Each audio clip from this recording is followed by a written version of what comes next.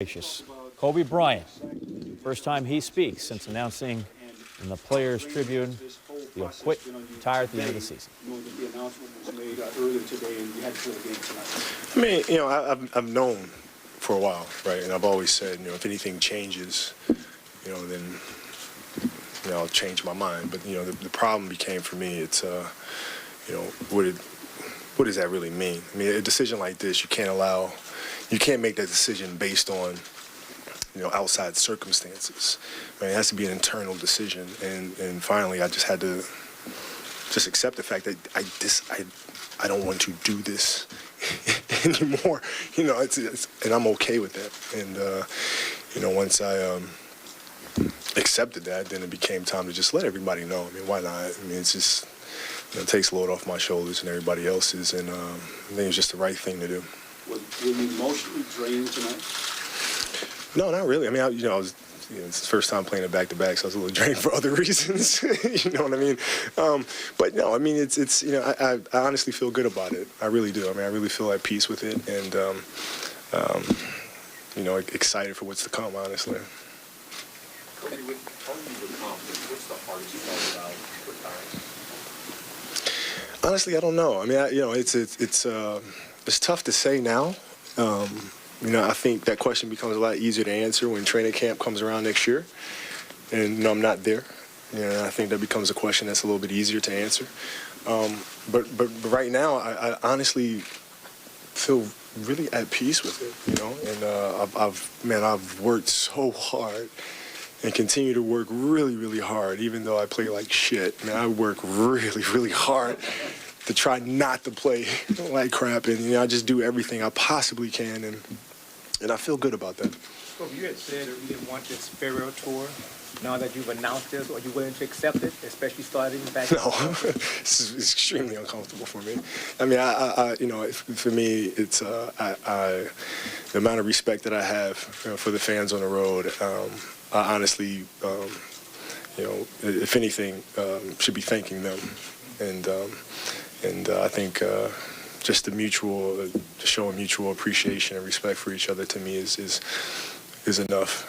But I really can't thank the fans enough, man. I mean, it's been such a motivator for me and such a catalyst for everything that I've accomplished. So I have so much respect and love for them. What do you think of Philadelphia? That's where you start at. You got to start in Philadelphia too. What's that going to be like? It's going to be beautiful. It's going to be beautiful. I mean, so much of my game was developed in Philadelphia. And, Lower Marion High School with Coach Downer and playing in the Sunny Hill League and, so many of the great coaches playing at Tustin Playground and Ardmore Playground and all these things. And just so many great memories there. And it's going to be a very, very special moment. Coming into this season, thinking that this could be it and that you wanted to see Yeah. out of it? Right, that's a good way to put it. Because I really knew. I mean, I think you guys could tell. I mean, it was kind of like, this is it. But if something happened, and I don't think you make a decision that way. You really have to look inside. I mean, if it's something that, if I had a burning desire to continue to play, I would. I wouldn't be second guessing it. I wouldn't be on the fence. I feel very solid in my decision. What let you know that this is it? Excuse me? What told you that this is it? Well, I don't want to get too zen-like on you guys, but honestly, in sitting in meditation for me, my mind starts drifting. It always drifted towards basketball, always. Yeah, it doesn't do that now. It does that sometimes. It doesn't do that all the time. And to me, that was really the first indicator that, this game is not something that I can obsess over for much longer. Kobe, did you consider retiring now as opposed to going through the whole rest of the season? No, because there's so much beauty in the pain of this thing. And it sounds really weird to say that, but it's I appreciate the really, really tough times as much as I appreciate the great times. And it's important to go through that progression because I think that's where you really learn about the self. And so there's nothing I love more than be able to play this entire season, to go through all of these tough times, to be able to suit up and play on the road and play in these buildings for the last time. I'm looking forward to that. What did your family, in particular your wife and your two daughters, what did they say to you when Daddy told them this was it? Oh man, it was like they're torn, right? Because they it's like they understand the concept of this is something that I've been doing since I was 3, and it's like this is my entire life has been centered around the game of basketball. So it's like Dad's losing that passion now, right? He's not being able to do that thing that he's done forever. But at the same time, we get him around a lot more. Right, and so they're excited about that as well. The poem that you wrote was very heartfelt. What was the process of writing that? Honestly, it was quick. Once I went through the process of figuring out what I wanted to say and who was I saying it to, and it became extremely easy for me. And once I decided I wanted to speak to the game itself. Which sounds really weird, but I've never actually spoken to the game. It's always been to the fans or been to teammates or, things of that nature, but never actually told the game how I felt. And once I decided to write it from that perspective, then the words just came in a matter of minutes. You talked about it's time to say goodbye. You wrote that. Any sadness in that for you? No, beauty. There's beauty in that. I mean, it's going through the cycle. I mean, it's the cycle. It's a natural progression of growth and maturation. I mean, there's no sadness in that. I mean, I've had so many great times, right? I think I see the beauty in not being able to blow past defenders anymore. You know what I mean? I see the beauty in getting up in the morning and being in pain, and because I know all the hard work that it took to get to this point. So I'm not sad about it. I'm very appreciative of what I've had. You talked about how you wanted to get through this year, and you're trying not to play the way you are. You have been someone we have seen, many of us from the beginning, just spit in the face of what you're supposed to do and what you do. You've done more than you were supposed to do. You were I don't want to say overachieving because that makes it sound like you didn't have the talent, but you did so many things that no one else had done before. When you finally realized, because in your documentary you talked about walking slowly to the basket, Yeah. when you realized that you weren't able to control the situation anymore, Yeah. what was that like? Because that's the certain acceptance of the fact that... No, it's great. It's great. Because I continue to push.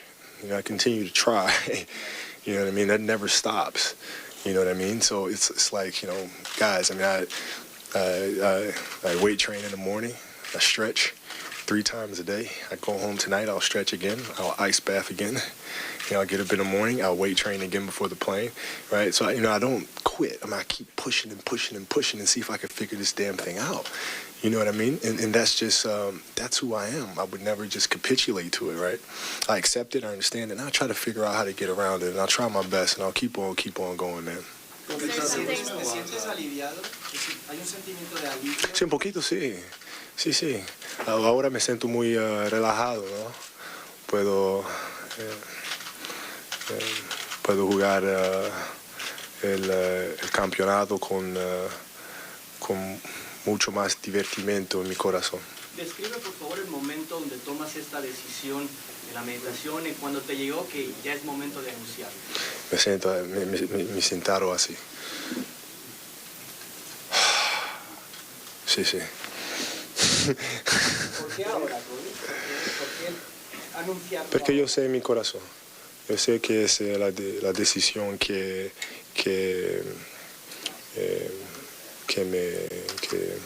quiero, es la decisión razón. Y quiero empezarlo ahora, ¿no? Quiero jugar con toda mi fuerza, quiero jugar en Filadelfia, las otras ciudades, con mucho amor. Quiero decir a todas las ciudades gracias para todo y así me puedo divertir un poquito con el campeonato. No, triste no. Un poquito de orgullo, ¿no? Porque he trabajado muchísimo para esos 20 años. No puedo hacer más que hizo. Entonces me siento muy orgulloso de lo que pasó y soy muy feliz donde estoy ahora. When fans came to the game tonight, they received an envelope, and in that envelope you wrote them a note. Why was that important to you, for you to give them? Man, they gotta know how much they meant to me. And how much they meant to me, and a letter doesn't do any justice, honestly. I mean, I grew up here. I mean, I don't think, it's important for them to understand how serious I take that and why I would never, despite many offers, go someplace else. It just would not happen. I mean, this is my home. And I wanted to let them know how much they meant to me, how much I appreciate them. And even a letter can't do it justice. Who did you talk to before you made the decision? Was there someone that you called? There's a lot of players who've been in this kind of position before. Was there anyone, former players or coaches or anyone? No, I mean, I've talked to several players. I've talked to, I've been fortunate enough to know, to actually be able to pick up the phone and call, a lot of my muses, and speak to them, and kind of get their perspective on what they went through. But ultimately, it's a decision that, I had to make. Where do I feel? Do I want to play again, or don't I? And it's a very simple question, but it's a hard question to really look in the mirror and ask yourself. And the reality is, no, I don't. So why belabor it? Is it exciting or scary or maybe a bit of both to imagine life after basketball for Kobe Bryant? Both, but it's fantastic. It's great. When you think of your life 1 year from now, so exactly 1 year from today, where do you see yourself? I don't know. I mean, there's obviously things that I'm extremely passionate about, and I'll go after with everything that I have and carry a lot of the lessons that I've learned through the game and into my various endeavors, and be as passionate about those things as I was about the game. You've always said that you don't want a farewell tour, but you know it's coming. You know the gifts and the praise and all these things are going to come to you wherever you go from now on. Is it possible that the cool and calm and pro and Kobe Bryant can be breaking down to tears? It's not going to happen on the court. It ain't going to happen there, man. But I mean, if I said, I wasn't getting a little emotional about it, I'd be lying. It's a little different when you know internally this is it, and then when you actually voice it, and now it's out there. It's a certain level of, finality to it that adds a little more, But the coolest thing is the messages that I receive from other players, right? And they say, thank you for the inspiration, thank you for the lessons, for the mentality. I mean, those things are the things that honestly mean the most to me, and it's that respect from the peers. That you just really, there's nothing in the world that can top that. When you hear from those players and when you look around the league today, what do you think the impact was on the NBA? There was when we played Detroit, and that was kind of zoned out, but we had you have the captains meeting, and you allowed 2 captains.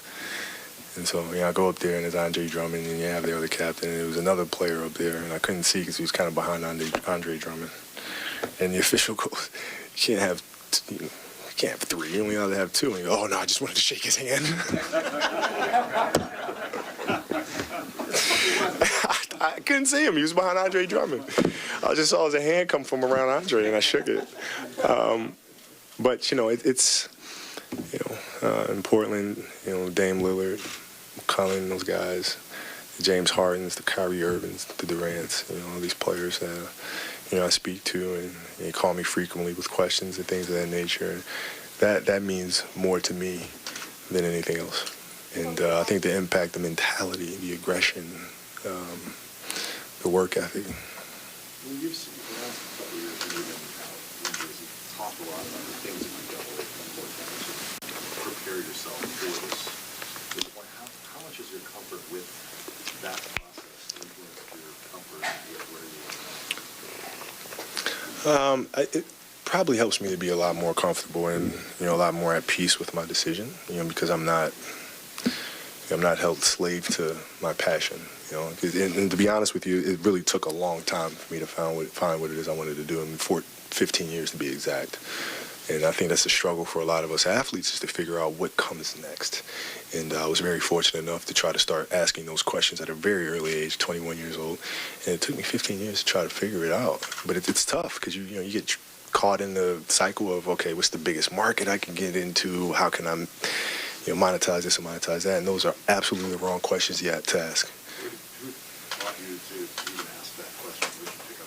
Where do you learn to do that? I had a lot of curiosity, and I was in Milan, and I wanted to meet with Giorgio Armani and talk to him a little bit about how he built his business. And he said he started building his business at the age of 40, and I was 21. And so I said to myself, well, I'll probably play to 35, 36, whatever the case may be. He built a whole business at 40. What am I going to do with the rest of my life? What comes next? And then from that point on, I started figuring things out, trying different things, dabbling in this, dabbling into that, and try to figure out what exactly that passion is. And it wasn't as easy as basketball. It was like I was born to play basketball, and I had to really work to try to figure out what comes next. And that's really, really hard, man. Really, really hard.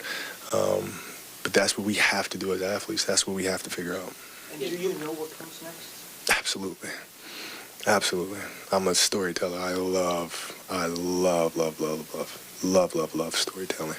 I love framing stories that inspire. I love educating in a very creative way. I love putting pieces of the puzzle together. And I didn't know that was there until it came time to actually make the Muse film. And I was like, oh, this is actually pretty fun. And that burning desire is there. Would you like the last scene of your story to be the gold in Brazil in 2016? Is that still a goal of yours, to be on that team? No. I mean, I'd be honored if that was there. It'd be fantastic to be around that group, and spend kind of the last journey with them. That being said, it's not something that I'm obsessing over. Kobe, you're a storyteller. In your 20 years, what's the best part of your story, having won 5 championships? The ones that we've lost, and the struggles to get there, right? Because that completes the journey, right? If you just have championships, there's no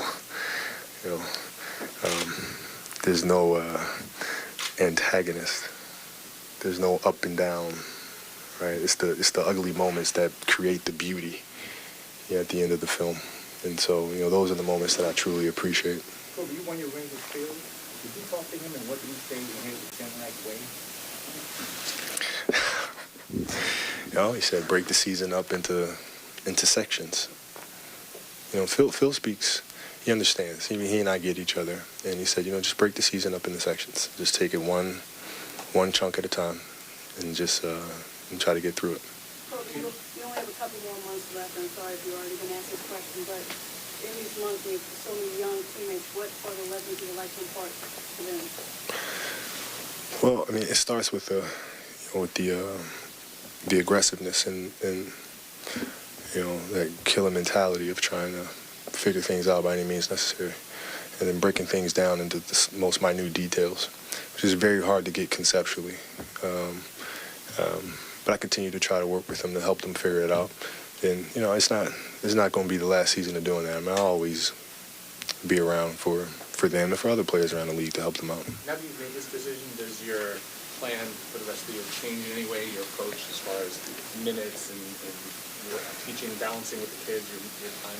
No, I mean, I've always, said from, when I came into camp that, if I can play, I will. You know what I mean? And that's the right thing to do, man. If I can play, I absolutely will. If I can play 30 minutes, I'll play 30 minutes. If I can only play 15, I'll play 15. And just do the best I can, to try to win the ball game and help the young guys out. Everybody seems to have their favorite Kobe Bryant moment. Do you have a favorite Kobe Bryant moment in your career? Nothing beats getting drafted. Nothing tops that. I mean, that was just, when you dream about that moment. It's just, that's the beginning of it all. Kobe, how great, if you look back on these 19 seasons, 20 seasons, how great a life has this been, communicating here, and how would you like to be remembered as a writer? I mean, I just, the fact that I'm talked about in the company with Magic and, you know, Cap, and I've made it. That's enough for me, man. I was a Laker diehard growing up. You know what I mean? So, you know, that's good enough for me. And I've just been extremely fortunate. I mean, how many kids can say growing up, you know, that, you know, you turn pro, you're going to play for your favorite team in the world and spend your entire career there? I mean, it's been a dream. What's success for you for the rest of the season? What success? What would Well, let's start by winning the next game. And it's really taking it game by game, honestly, and really following Phil's advice, which is just breaking the season up into sections and, you know, playing the game that's in front of you, trying to win that, and then move on to the next one and see if we can get better. Is there a mix of that, like with the young players versus now what your outlook is for yourself and having this announcement? Is part of that switch? No, I mean, it's the same old thing. I mean, you just work extremely hard, you come out and try to play better the next game than we did the game before, you know, and continue to try to teach, continue to try to help, and try to improve my own play, and just, I mean, you know, just trying like crazy to get better. He's actually one of the first people that I told over the summer. And, you know, we've been in frequent contact. So what exactly did you tell them? This is it.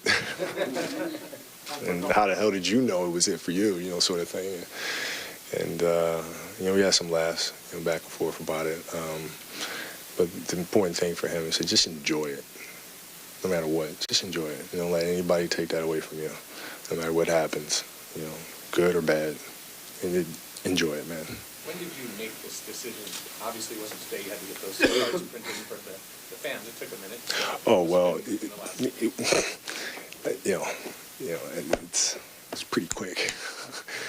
It's like, you know, I called the team and I said, this is what I'm doing. Okay, when? I'm like, well, like a couple days. What? You know, and then we put the wheels in motion pretty quickly. Last 48 hours. Pretty much. In passato hai detto che finito con l'NBA ti sarebbe piaciuto giocare in Italia, una speranza. No, non posso. Cosa ha significato l'Italia? No, mi ha significato tutto per me, però il mio corpo non posso. Mi piacerebbe, però non posso.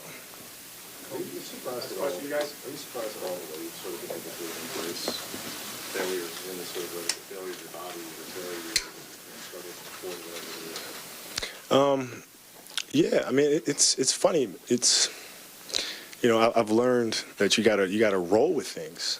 You can't resist things. You have to self-assess, and I'm pretty brutal about self-assessment, and then trying to get better and doing all you can to get better, and then you roll with whatever happens, continually pursuing improvement, you know, and I'm fine with that. I mean, look, I can see, I mean, I can look myself in the mirror, man. I've tried and worked extremely hard, you know, since I was a young kid, and so that's why I feel extremely confident. I mean, I left no stone unturned, man. I'm sure you never thought you'd ever play 30. You know, you got to play 30. Yeah. Some of the other guys we thought years away. Right. Now they're just sitting. I mean, what is it like to be the older guys and guys who are 17, 19, 20 on this roster? Do you feel out of place in a sense? I feel like their grandfather. I mean, I'm not like the older guy. Like I'm the like triple OG. You know what I'm saying? Like LeBron and them, they're the old guys now, and I'm way older than them, right? So they're vets. I'm like a triple vet, you know. And it's fun, honestly. I remember playing Portland. We were playing Portland here. A kid from the bench said something to me. He said, hey, we're going to beat you guys tonight. I looked at him. I said, you know, I got one rule. If you weren't born when I started playing, you can't talk trash. It's a simple rule. And he just looked at, yes, sir. Yes, sir. No argument. You got it, man. Appreciate you guys, man. Thank you. Pretty revealing. It was and didn't seem totally comfortable with that, didn't he? No, I want to hear someone ask about the emotion. I thought the eyes were getting wet. Yeah. I thought he was sad about it. And again, late night cable, you heard a curse word. It's okay. We're going to leave that out for the re-airs. Say poopy next time. Yeah, we'll be in good shape. We're back with more Sports Center. Okay. Right after this. You are watching